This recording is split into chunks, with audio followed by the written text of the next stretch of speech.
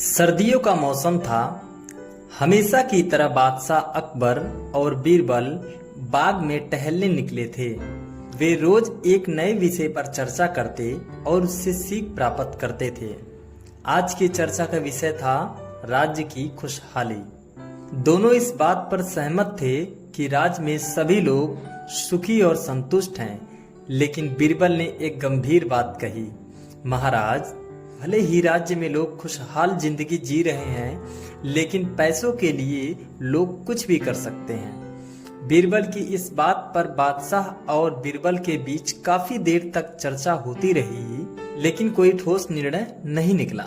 लेकिन बादशाह के मन में बीरबल की बात गहराई से बैठ गई। वे दोनों नदी के किनारे आ पहुंचे और एक पत्थर पर बैठ गए। वहां ठंडी हवाएं बह रही थी। बादशाह ने यूं ही अपना हाथ नदी के पानी में डाला और तुरंत ही निकाल लिया, क्योंकि पानी बहुत ठंडा था। बादशाह कुछ देर तक सोचते रहे और फिर अचानक बीरबल के पास आए। उनके चेहरे पर एक हल्की सी मुस्कान थी कि उन्होंने मन ही मन में एक तरकीब सोच ली थी जिससे बीरबल को गलत साबित कर सके। बादशाह बोले, बीरबल, अगर कोई आदमी इस ठंडे पानी में पूरी रात खड़ा रह सका तो उसे मैं 1000 सोने की मोहरें दूंगा। बीरबल ने बादशाह की योजना को समझ लिया, लेकिन बिना कुछ कहे शांत रहा। एक बूढ़ा व्यक्ति जो अपनी बेटी की शादी के लिए पैसों की तंगी में था, यह बात सुन रहा था और कहा, महाराज, मुझे आपकी चुनौती स्वीकार है। मुझे पैसों की सख्त जरूरत है। बीरबल ने उस बूढ़े को सलाह दी, यह बहुत कठिन काम है। अगर आपको पैसे की जरूरत है तो आप बादशाह से उधार मांग सकते हैं। लेकिन बूढ़े ने फिर भी चुनौती को स्वीकार कर लिया। वह इस कठिनाई का सामना करने के लिए पूरी तरह से तैयार था। ठंडी हवाएं जोरों से चल रही थी। नदी का पानी बर्फ की तरह ठंडा था। बूढ़ा व्यक्ति नदी के पानी में खड़ा हो गया और वह नदी का पानी उसके सीने तक आ गया था। उसके आसपास कोई नहीं था, बस दूर महल की एक खिड़की से जलता हुआ दिया दिख रहा था। बूढ़े की हालत देखने लायक नहीं थी, लेकिन वह हिम्मत नहीं हारा। उसकी आंखें उस जलते दिए पर टिकी थी और इसी सोच में पूरी रात बीत गई कि वह दिया उसकी ताकत बनकर उसे गर्माहट दे रहा है। सुबह होते ही लोग जमा हो गए। बूढ़े को महल में ले जाया गया, जहां बादशाह और दरबार के लोग उसे देखकर हैरान थे। बूढ़े ने कहा, महाराज, मैंने आपकी चुनौती को पूरा किया है।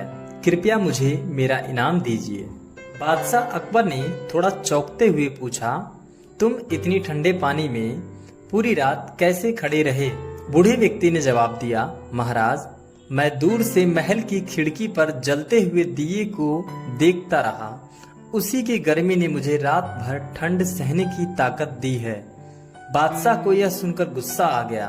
बादशाह ने कहा, तुमने दिए की गर्मी से यह रात बिताई है, इसका मतलब तुमने असली चुनौती को पूरा नहीं किया, इसलिए तुम इस इनाम के हकदार नहीं हो। यह कहकर बादशाह ने उसे इनाम देने से मना कर दिया। बूढ़ा व्यक्ति निराश होकर आंसुओं के साथ वापस चला गया। बीरबल को यह अन्याय बर्दाश्त नहीं हुआ। अगले दिन बीरबल और बादशाह जंगल में शिकार के लिए गए। बीरबल ने जंगल में एक जगह पर लकड़ियां इकट्ठा की और उसमें आग जलाई और एक बर्तन में चावल और दाल दोनों को मिक्स कर उसे एक लकड़ी पर टांग दिया।